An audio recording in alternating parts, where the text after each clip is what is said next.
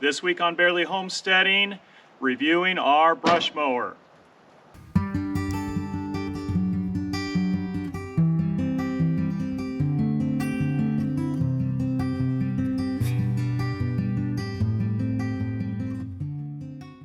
Good morning and welcome to Barely Homesteading.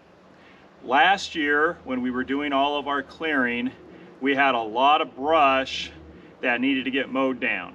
And we rented a brush mower that we did an earlier video on, and we liked it. It did a really good job, and so we decided to pick up one for ourselves so we wouldn't have to keep renting it. And so this is the brush mower that we picked up last year. This is a Billy Goat BC26 model. It's the fixed deck, not the rotating deck. And this is also the model with the mechanical transmission instead of the hydrostatic transmission. Now, the reason that we went with a dedicated brush mower rather than an attachment for our skid steer or with a pole behind that we could have attached to our four-wheeler is because of the versatility. There were a number of situations that I could think of where we would want to have both the tractor and the brush mower going at the same time, and so we would not want an attachment to the skid steer because that would preclude us from using the skid steer for other things while we were brush mowing. In addition, the timber on our property is so dense and so thick that there's a lot of places where we can't get our skid steer in, and nor we would be able to get our four-wheeler in. And so having a smaller brush mower where we can get into those areas was going to be a lot more useful. All right, so let's fire this up and show you some brush mowing. So when starting this up cold, this has a choke that I'd never seen before. You take the throttle and you take it all the way down. You would think that that would be the highest speed, but that's actually the choke.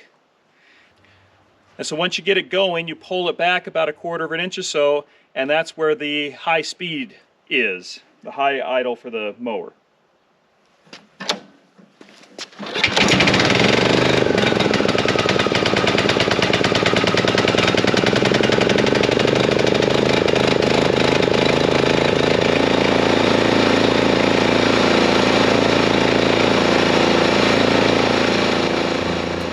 This is the area where we will be putting in a berry patch next to our orchard.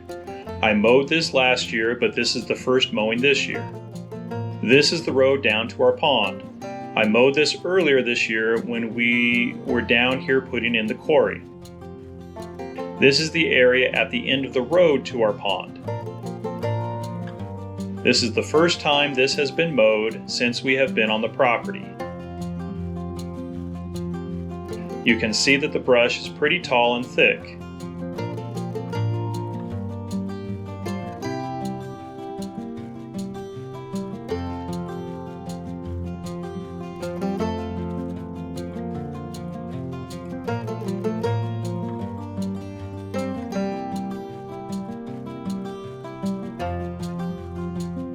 There is a downed tree that is preventing me from going further.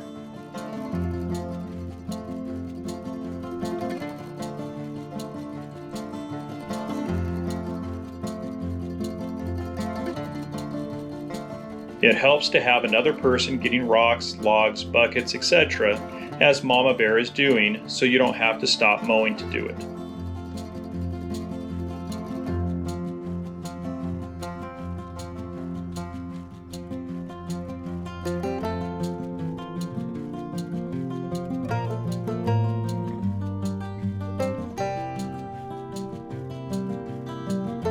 I have found that doing multiple passes helps.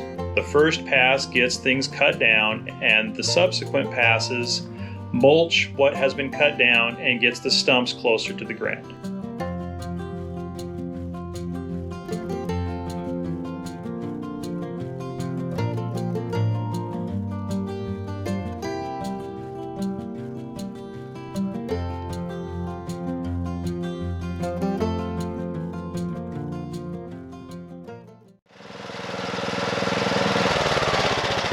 Yeah, I put it on regular when you broke through the pond in case anything interesting like you getting stuck or falling in happened.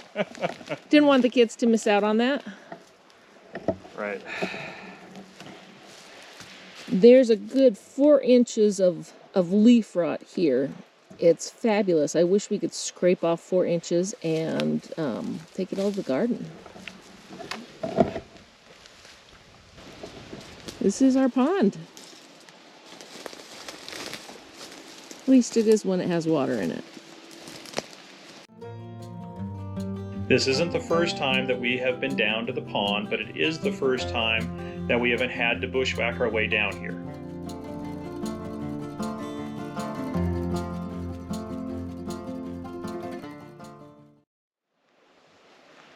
This is going to be amazing if we can get this dug out and filled up. So you've seen our brush mower in action, and we have been super pleased with this brush mower. It has got lots of power. We're able to take down a very thick brush, have no issues going even 2.5, maybe 3 inch in diameter if we're careful. Now, if you get a lot of 1 inch brush all at once, you know, the combined diameter is going to be larger than 3 inches, and so it'll bog down because it's, you know, larger than a 3 inch diameter area. But if you're careful and really stay under that about 2.5 inch diameter with what you're doing, it has absolutely no problem. The mechanical transmission I don't like. I wish I would have gotten the hydrostatic, but at the time when we were buying this is all they had in stock, and the lead time to get the hydrostatic transmission was more than we could stand. We had to get it sooner because we were in the middle of that grant project and we had to get the clearing done. So that's one drawback, but it's what we were able to get at the time, and that's what we're living with. But the hydrostatic transmission would have been better. As far as the rotating deck, I have not had any issues with the stationary deck.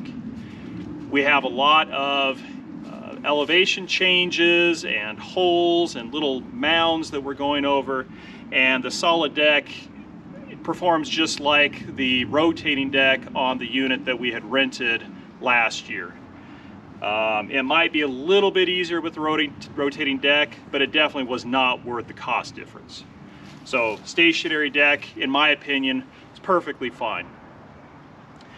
Been super happy with the construction on this.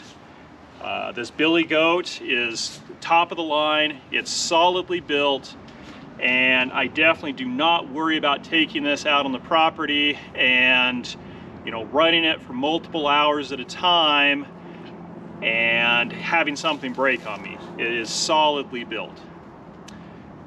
So if I want to give some scores to this, as far as ease of use, I really don't have major issues with the ease of use. This unit has started every single time we've wanted to use it. It cuts very well. It's got lots of power. And if I were to have any negatives on ease of use, I would say that the fact that there are pneumatic tires is the only real problem that I've had with this. With the pneumatic tires, there's been a couple of times where we've had a cold night and I come out and the pneumatic tire's flat. And even though I have filled it full of, you know, tire goo and whatever, it happened multiple times until we put a lot of tire goo into these. So I really wish that this would have come with a solid tire rather than the pneumatic tire. There's really no reason to have a pneumatic tire on this brush mower other than the fact that they're cheaper. And so that would be my one drawback on ease of use. As far as reliability goes, as I said, this starts up every single time. Never had an issue with it not wanting to start. The one drawback on reliability that I can think of is the cables from the controls down to the unit.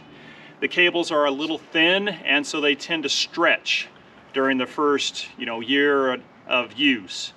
And so then you have to go in and make adjustments to get everything running properly again. If they just would have used a slightly larger cable, then they wouldn't have that stretching problem as much. So if I were to give this a score on ease of use, I'm definitely going to give this a 5 out of 5. Super easy to use, don't have any problems. The pneumatic tires were an annoyance, but once we got them full of goo, haven't had any issues. As far as reliability goes, I'm going to give it a 5 out of 5 as well. I don't like the fact that I have to keep adjusting the cables as they stretch, but other than that, it works, and it works well. So overall, I'm going to give this a 5 out of 5. We've been very happy with our Billy Goat brush mower and can definitely recommend it to those that are looking at a brush mower in their future. So with that, this is Lumberjack with Barely Homesteading and Bandit saying use it up, wear it out, make it do or do without. Please like and subscribe, and we will see you next time. Bye.